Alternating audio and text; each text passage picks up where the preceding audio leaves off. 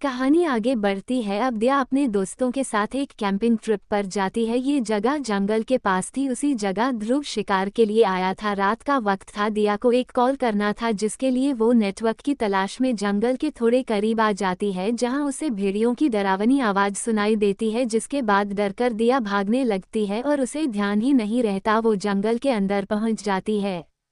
तभी दिया देखती है कि उसके सामने भेड़ियों का एक झुंड है जो दिया को देख लेता है और उसका पीछा करने लगता है। दिया डर जाती है और वहां से भागने लगती है। तभी ध्रुव को भी भेड़ियों के होने का एहसास होता है और वो आवाज का पीछा करने लगता है।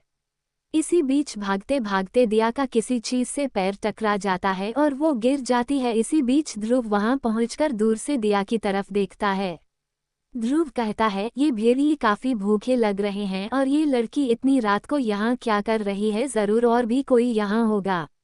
इसके बाद जब भेड़िए दिया की तरफ आगे बढ़ते हैं उस पर हमला करने के लिए, ध्रुव उनके सामने आ जाता है। दिया सिर्फ ध्रुव की पीठ देख पा रही थी, लेकिन भेड़ियों को ध्रुव का चेहरा दिखता है। ध्रुव अपने भयानक रूप को भेड़ियों को दिखाता है, जिसके बाद भेड़िए डर जाते हैं और वहां से चले जाते हैं। इसके बाद ध्रुव जैसे ही जाने वाला रहता है, दिया उसके सामने आ जाती है और कहती है, तुम्हारा शुक्रिया, अगर तुम नहीं आते तो।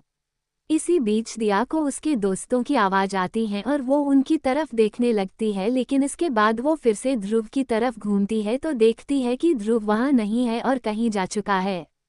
तभी ईशा दिया से कहती है, किसे देख रही हो, वहां कोई नहीं है। दिया कहती है, वो यही था, उसने मेरी मदद की थी।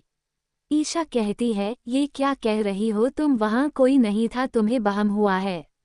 इसके बाद अगले दिन जब सभी वापस लौट रहे होते हैं, सभी एंजॉय कर रहे थे, अंताक्षरी खेल रहे थे, लेकिन दिया का ध्यान सिर्फ उस अनजान लड़के पर था जिसने उसकी मदद की थी। ईशा दिया से कहती है, क्या सोच रही हो दिया, कहाँ ध्यान है तुम्हारा। दिया कहती है, कुछ नहीं। ईशा मजाक में कहती है, उस ड्रीम बॉय के बारे में सोच रही हो जिसे तुमने इमेजिन किया। दिया कहती है, he was real not imagined. शाम के वक्त अनीस ध्रुव से कहता है कि उसका एडमिशन देहरादून के कॉलेज में हो गया है, जिसके बाद ध्रुव कहता है, क्या कुछ नया नहीं कर सकता, थक चुका हूँ एक ही चीज बार बार कर कर। अनीस कहता है, ध्रुव तुम चेहरे से एक 20 साल के लड़के की तरह हो, तो खुद को छिपाने के लिए तुम्हें भी वो सब करना होगा जो वो करते हैं। ध्रुव कहता है, इतने इंसानों के बीच खुद पर काबू कर पाना मुश्किल होता है और वैसे भी मुझे नफरत है इंसानों से। अनीस कहता है, तो तुम्हें वापस लौट जाना चाहिए अपनी दुनिया में। ध्रुव वैसे भी तुम एक राजकुमार हो, शैतानों के क्यों खुद को छिपा रहे हो, तुम्हें जरूरत नहीं।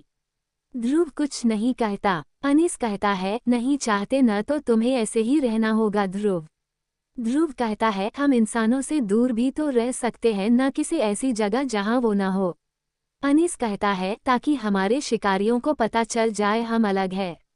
ध्रुव कुछ नहीं कहता और वहां से चला जाता है। अगले दिन कॉलेज में ध्रुव का पहला दिन था और जब वो क्लास में आता है, सभी लोग उसकी तरफ देख रहे थे और दिया उसे देखकर पहचान जाती है। ईशा दिया से कहती है, कितना अजीब है, किसी से बात नहीं कर रहा और देखो इसकी आंख, ऐसा लगता है कोई साइकोपैथ है, कितना गुस्सा है इसकी आंखों में। दिया कहती है, इसने ही मेरी जान बचाई थी। ईशा कहती है, सच में ये था। दिया कहती है, हाँ वही था।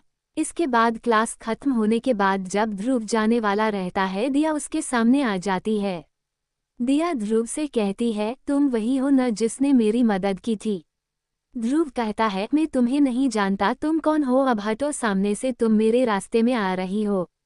उसके जाने के बाद दिया मन में कहती है, क्या सच में उसे मैं याद नहीं। इसके बाद ईशा दिया के पास आती है और कहती है, तुमने तो कहा था उसने तुम्हारी हेल्प की, पर यहाँ तो उसने तुम्हें पहचानने से इनकार कर दिया। दिया कहती है, मैं भी नहीं जानती उसने ऐसा क्यों किया। ईशा कहती है, खैर ये सब छोड़ो, चलो आज तुम्हें मेरे घर चलना है, मैं तुम्हें अपनी फैमिली से मिलवाऊंगी। इसके बाद ईशा दिया को अपने घर ले जाती है और एपिसोड 3 का अंत होता है।